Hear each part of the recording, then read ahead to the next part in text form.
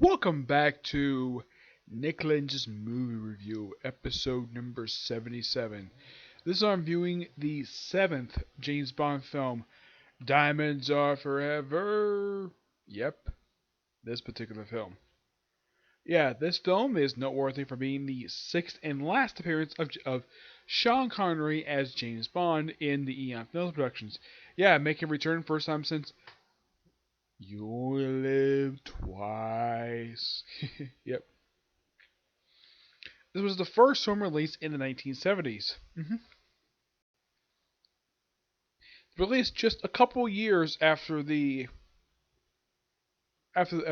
very now well-respected film I Majesty's Secret Service. I forgot to mention the fact that from what I've heard about Lazenby, that he quit after one film because his agent was basically misleading him. Yeah, because what the heck Lazenby do after this?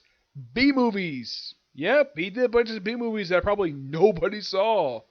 Yeah, that's the thing with Lazenby, and he's by far, despite him being an actor.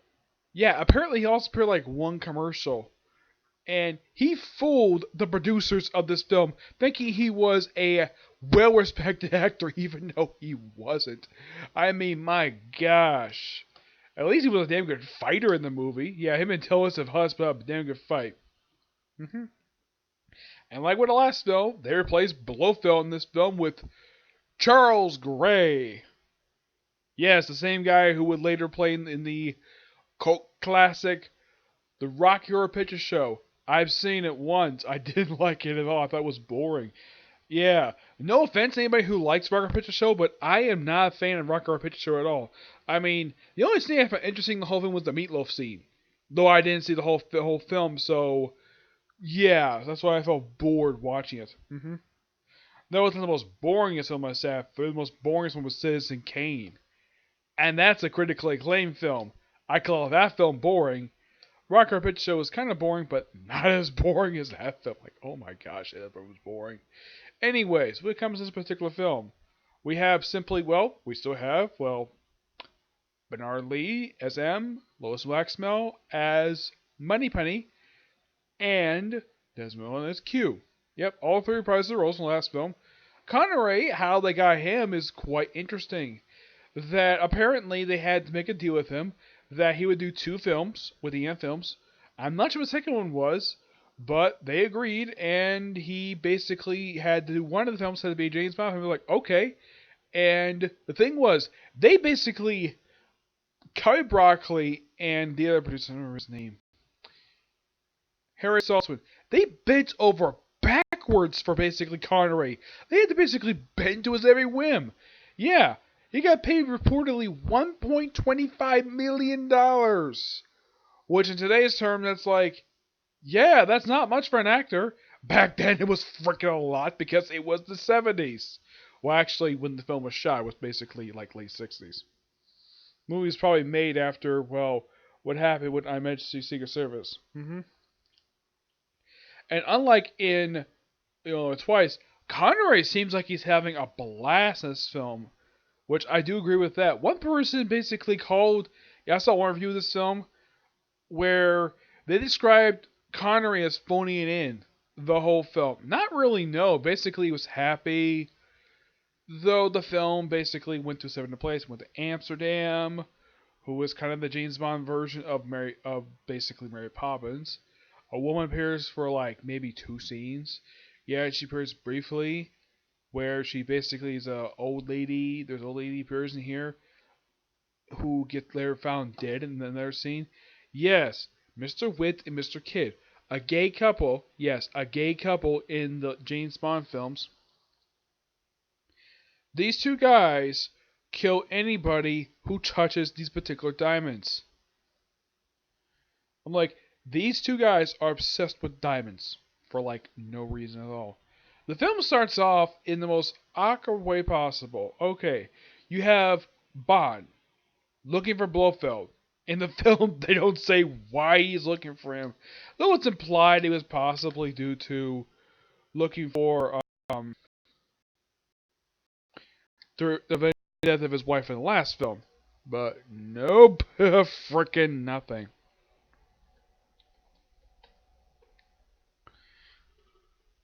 I mean, he goes all the way beep. He throws people so guy through a wall. He meets up with a woman who he proceeds to remove her top of her swimsuit and nearly choke her for information. Though basically, someone pointed out that yes, you can pause the film and see the woman's one of her nipples. Yeah, you can basically see it. Yeah, make it the second time in the series you can actually see nudity, but tiny a bit. I mean, it's even less than the last couple times we've seen. Hmm.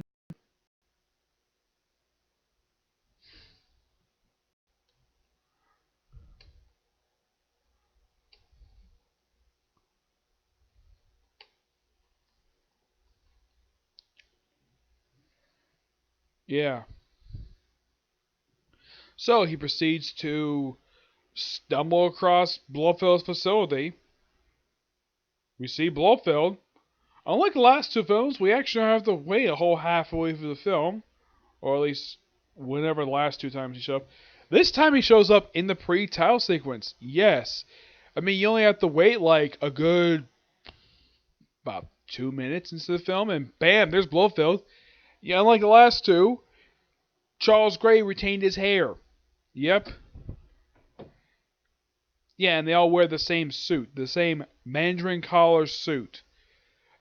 Yeah, apparently any evil bad guy basically has to wear these suits. Well, mostly it's just Dr. No, Blofeld, all three actors. And I think there's a couple others, and that's it. What is Villain's obsession in this film with the Mandarin collar suit? I have no idea what it is. So he wants to create a group of doubles. Why?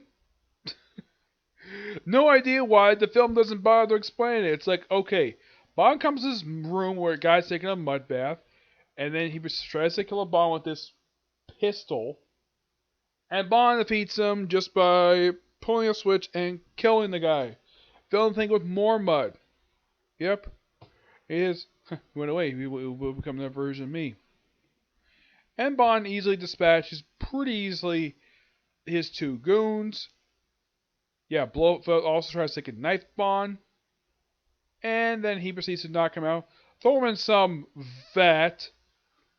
And that's it. That's all you see of Blofeld until like much later in the film.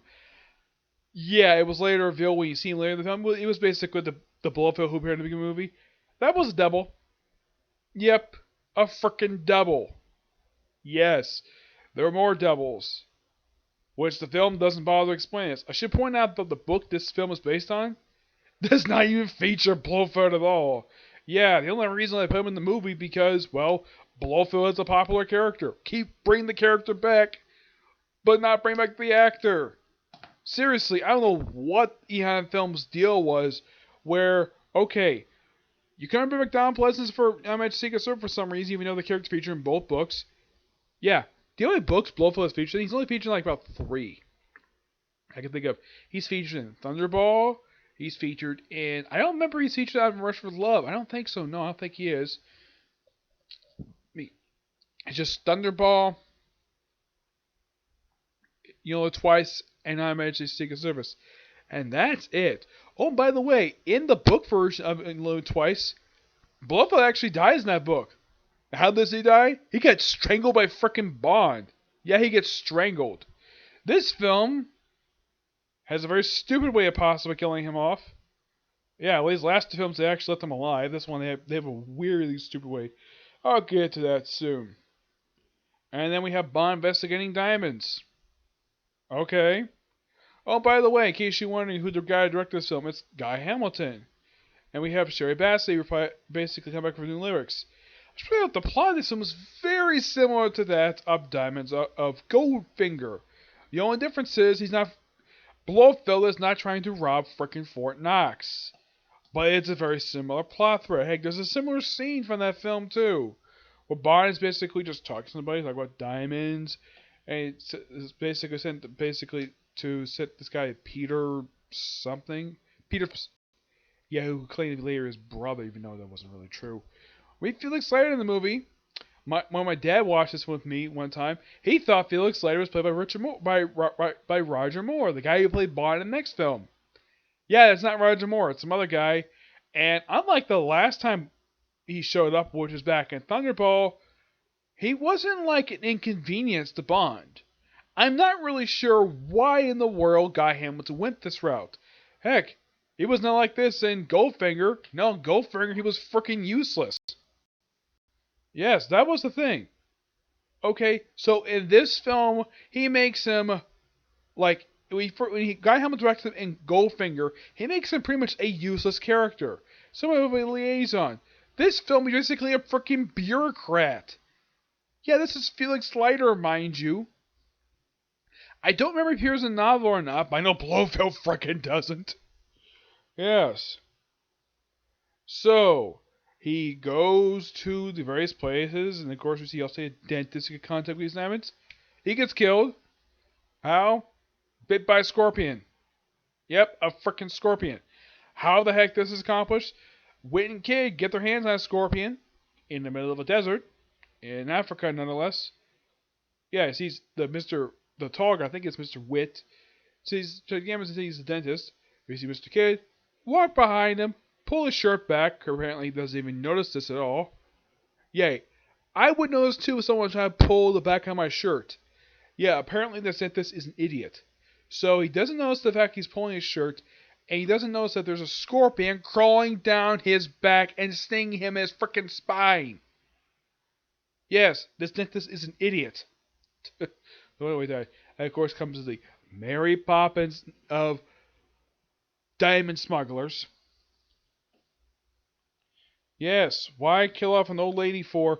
Oh, by the way, she hid diamonds in the most unusual place no one would suspect to find diamonds. Why in the frickin' Bible? I'm like, what the heck is this? I would accept in their book, but why the Bible? That honestly makes no sense at all. And eventually Bond meets up with Phelps, who, well, first he's captured by British security, and then he escapes somehow. They don't mention how. It's just, oh, he's escaped. And Bond runs to Peter Phelps, kills him in an awesome elevator fight. Yeah, fight in a freaking elevator, which here's the thing. The floor of this thing is made of glass.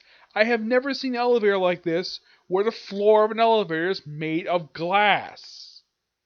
Last time I checked, there are no elevators I have been on that have had this. All the elevators I have personally been on have been made of metal. Or at least some kind of like tile, the same tile you find at some whatever building you've been in. Yeah, that's generally what I see with these elevator floors made of. Now, basically, this is the second time we get introduced to the character Tiffany Case. Yep, Tiffany Case. A character played by... What's the actress's name who plays Tiffany Case? Jill St. John. Yep. By the way, when they first introduced her, this character is pretty much like in her underwear. Yep, Bond comes prominent as Peter Phelps. They have a drink. He says, I'll get you some new ice. Just a fingerprint thing. Purposes Phelps. And it later turns out that this was actually just a little peel thing that Q made. This I can perfectly understand. Spies probably have to use this all the time when they go undercover. Basically, if they pose as a secret identity, why not have fake fingertips? Not a bad idea. Or fake fingerprints. Yeah, that's not really a bad idea to do. And he just peels off with ease. He doesn't really mention anything later about it. And then, of course, and I also point out Tiffany, first see her, she's a blonde. Then change to redhead. Yeah, this is never explained. This is one of the many things about this film that is never explained. Though, from what I heard, there was a lot of stuff cut from this film. Like, my gosh. Like, this film is, like, rough, like, just a little over 2 hours. Yeah, this film is, like, exactly 2 hours long. I kind of felt this, that they cut out, like 20, 30 minutes of this film for, like, absolutely no reason. After they finish with her, in that particular scene, they go to Las Vegas for some reason, because why not? It's by far the first film to go to Las Vegas. Also, I should point out that when Bond's basically running the hotel, one of the casinos, by the way, they have Bert Saxby who appears in one of the scenes. Yeah, he's one of the Bond's Blofeld's henchmen in the movie. Yeah, there's a lead scene that features one of the members of the Rat Pack, Sammy Davis. I had no idea the scene exists until Calvin Dyson pointed it out. Yes, Sammy Davis, who, from what I heard, was very well associated with the Las Vegas scene. So apparently they just happened to stumble across them, have basically film a scene, and see Bond running away from something. Yeah, this is probably a necessary cut from the movie because, yeah, why the heck would they have a real life celebrity in the movie, though he would not be the only one? Yeah, next time I can think of this happened was with Die Another Day when they had freaking Madonna show up for one scene. Yes, Madonna. Yep. So, after this particular scene with the casino, yeah, Tiffany wins a bear, which apparently contains diamonds. Bond goes to funeral, which contains diamonds for money. Yeah, and of course we have the head of the sleeper parlor with the whole thing with the, well, let's just say the dead Phelps. Yeah, that's when we first introduced to, well, Felix Leiter. Mhm. Yep. And of course Bond just happened to walk through a casino, meets the beautiful Plenty O'Toole. And from what I heard, they actually cut a lot of her stuff because, okay, she talks about it briefly, and then she goes to her room, bottom zips her dress, just wait 1 minute, lover, and then you have people from the slum party just throw her out a window, lands in the pool, and this character is never seen again until she ends up in their pool, dead. Yeah, this is something basically was a plot hole in the movie. Like, okay, so if you see the film, you probably think, okay, what the heck is Plenty O'Toole doing in Tiffany Case's pool? The film doesn't bother to explain it. Yes, from what I heard, there was in fact a deleted scene. I think it was a bunch of deleted scenes featuring Plenty O'Toole, where Bond was trying to start a relationship with her, and then basically when she came back out of the pool, which, by the way, here's the strange thing: they had it where like Bond, where he talked Tiffany Case, the camera's focused on Tiffany Case the whole time, and he's basically undressing. Which, okay, that is quite unusual. It's by far the only film I've ever seen that does this, where you have Bond talking off screen and he just undressing himself and he managed to put all of his clothes on a coat hanger really quickly. Now, that would take me some time to do, but whenever Bond has sex with a woman, he usually is a mess. He's never this much of a neat freak. Never has been. Because usually has sex, he lays his clothes all over the floor. And then we have like, okay, we applied the fact that these two had sex off screen, and then they go to Las Vegas. That's where the whole stuff Vegas happens. Yeah, that's where the whole pool thing. Play the whole thing like long, and then of course then they go to the White House, which apparently, get this, the owner of this particular casino slash hotel, Willow White, has not been seen in public for 2 years. Why particularly, it's never thoroughly explained. They do find him later. Yeah. He's played by, let's see, who plays Willard White in this movie? Willard White. Played by Jimmy Dean. Yep. Yeah, based upon Howard Hughes. Yes, Jimmy Dean, the guy behind the Jimmy Dean pork commercials. Well, yeah, the guy behind the sausage brand. Yeah, that guy. Oh, yes, and he does wear a cowboy hat in the film. Yep. So, they basically have it where Bond just sneaking around, very usual spy stuff, goes to Willow White's penthouse, and who's he find there? Blofeld! Alive and well. And then we have another Blofeld. And both of them with Persian white cats. I don't think they duplicate cats. They just happen to come across another one. Why do they have a diamond collar for some reason? Yeah, that's never explained. Yeah, they had that at the beginning of the film as well. Yeah, one double is wearing a gray, and then was wearing a brown, and he's like tossing the cat at one of them. Basically, he shoots one. Like he's figuring like, which one to use a double, so I can kill the real one. He's like, we're both like, I'm the double. I'm the double. Yes. This was a stupid scene. And eventually Bond is led to, like, how he gets in here is like he led into like a bathroom, and then Blofeld, using Willard White's southern accent, managed to get him in the room, and they talk for a while. And of course, Bond does go back to the scene later. Mm-hmm. Yep. So then he gets put into an elevator. Yeah, yeah. Blofeld says in the middle, back down. And like he does the whole thing, like he says something like goes back to the elevator. Yeah, this actually would be a hint for a later film where Bond is in an elevator and there's a trap there. It's not the only time in the film series we have a trap elevator. Though instead of like the floor dropping out, it's gas.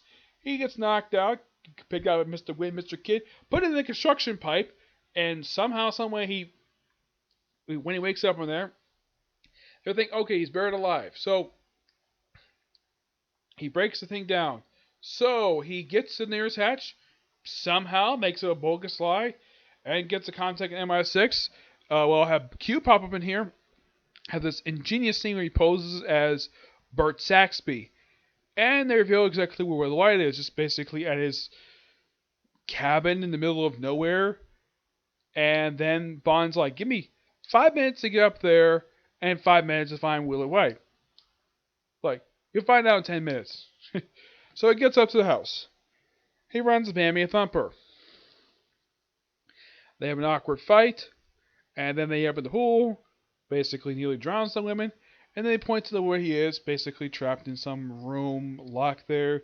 They run into him to go to the bathroom, and of course there's a joke by Felix later. It's like, yeah, Willow White's about to be executed, and look who's giving breaststroke lessons.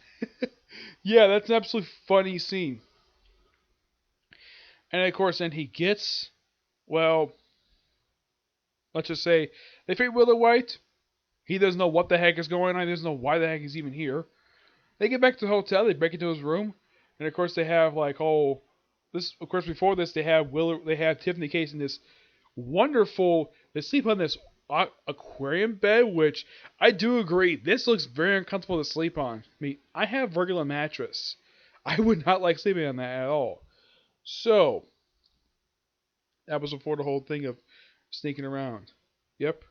So we have them breaking the rooms. Like, yeah, Blofeld's not there. Like, okay, let's look around more. And Willow White gets a phone call later. It's like, oh yeah, this whole country's held the ransom, and we have until noon tomorrow to pay it. Oh yeah, and prior to this, he gets his hands on a freaking satellite. Yeah, Bond seeks the facility at one point in the movie. So I'm across a satellite dish. How he gets in there is basically, it's shown in the film. This is something that is explained. He breaks into a radar tech's van. They get in there, pose a fake scientist because they think lost his ID, and like radiation shields, and tells him to get out. I'm like, he's a scientist. He's someone doing his job. He's being paid to do this. Why would we tell him basically not to do his job? It's particularly stupid. Yeah, he gets away in a moon buggy, mind you. Yes, a freaking moon buggy. Yes. As for why in the world Blofeld be interested in going to space this movie, no idea, because it's the only other time you see it. They get chased across the desert, and comes across a four-wheeler, a very weird-looking one. He gets away pretty easily. That's one, of course, lays in the whole thing with White. And of course, like, according to Bond, like, Blofeld's using your empire. He points out, and of course, and he mentioned Baja, California. He says, Baja? I don't know anything in Baja. And it's an oil rig. Yep, an oil rig.